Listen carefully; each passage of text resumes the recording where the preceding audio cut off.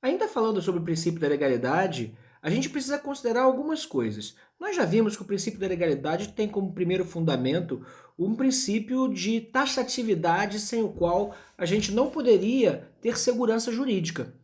Assim, o princípio da taxatividade nega que a gente faça o que a gente chama de analogias in malam partem, ou analogias extensivas.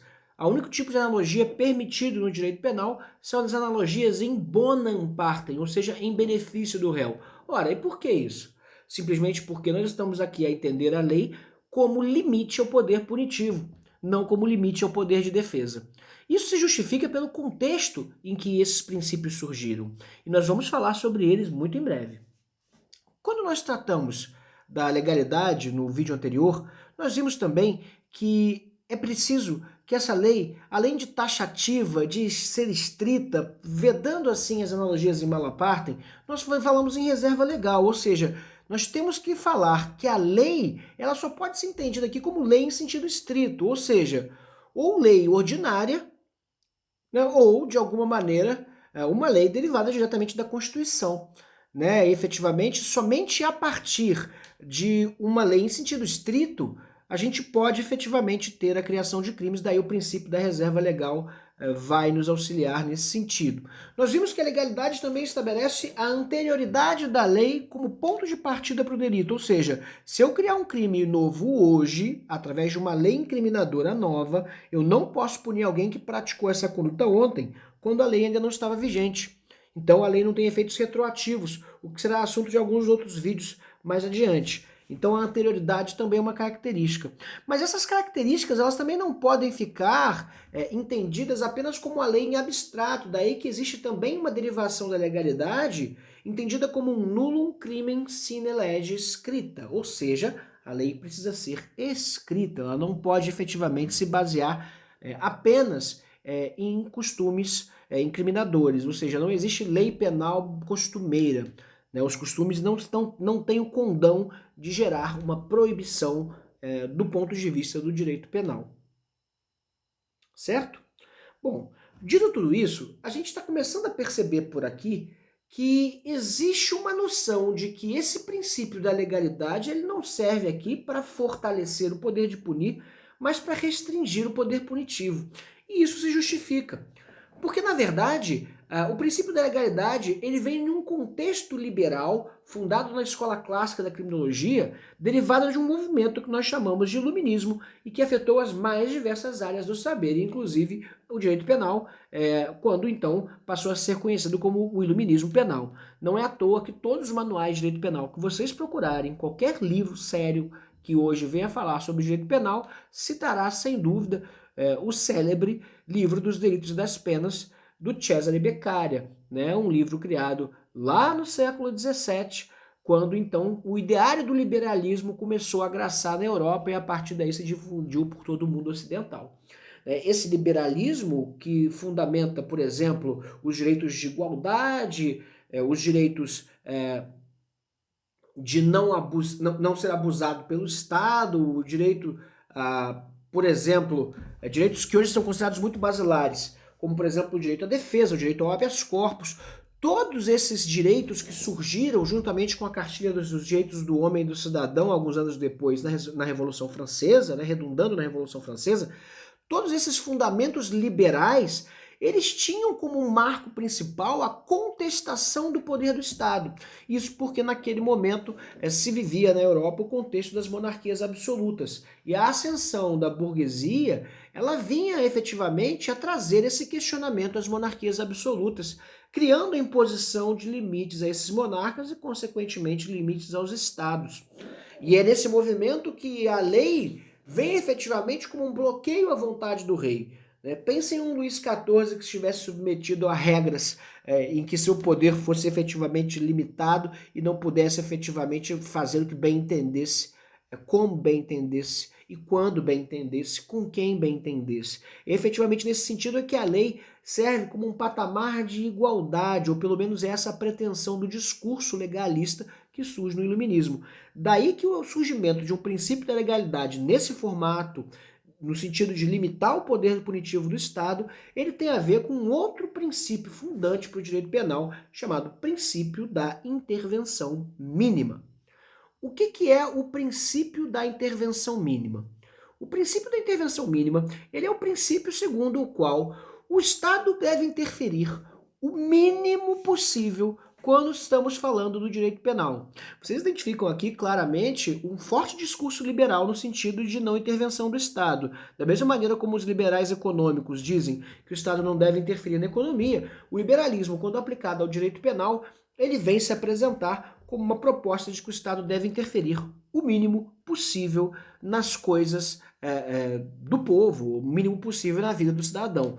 Daí que, efetivamente, o princípio da intervenção mínima vem propagar uma noção de que o direito penal ele deve ser a última ratio legis, ou seja, a última razão da lei. O direito penal deve ser efetivamente invocado no último momento, apenas quando nós estivermos muito próximos da perda do controle e somente para os bens jurídicos mais importantes. Ou seja, eu não posso efetivamente punir qualquer conduta com o direito penal. Eu não posso efetivamente criar o direito penal como uma espécie de panaceia que vai resolver todos os males da sociedade. É primeiro, antes necessário, que a gente utilize outras ferramentas jurídicas, como o direito civil, o direito administrativo, para efetivamente impedir um certo comportamento, né? Então, é evidentemente que o princípio da intervenção mínima, ele prega que o direito penal deve ser usado após as outras alternativas jurídicas não terem resolvido o problema. Então, evidentemente que se eu quero lidar com um problema de consumo de droga, o que o princípio da intervenção mínima quer sugerir é que antes que eu vá efetivamente proibir com as regras penais, eu possa, por exemplo, desestimular o consumo pela via tributária,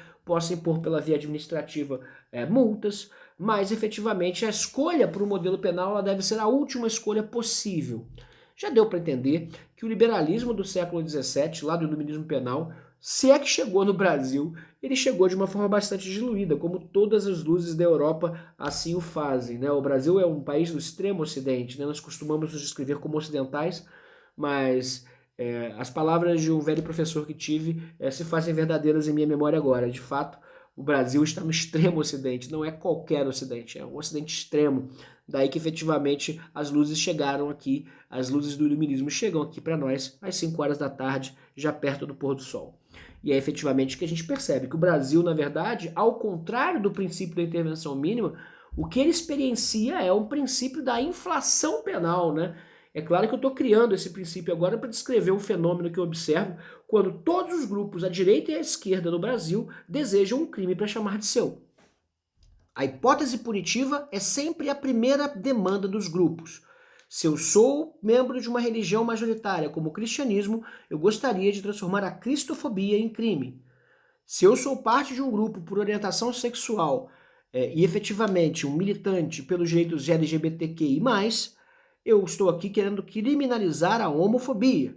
E é claro que eu estou opondo esses grupos num exercício puramente livre na argumentação, mas não importa do espectro conservador ou progressista, da direita ou da esquerda, nós estamos tratando de um movimento no Brasil, e talvez até mesmo no mundo, em que a criminalização dos comportamentos tem visto como a forma de lidar com esses comportamentos da melhor maneira possível. Ninguém pensa, por exemplo, na obrigatoriedade de alguém pagar uma multa, ou na necessidade de alguém pagar um imposto, ou na necessidade de alguém ter o dever de se retratar publicamente, sofrer uma sanção civil, nada disso. O que as pessoas desejam efetivamente é um crime para chamar de seu.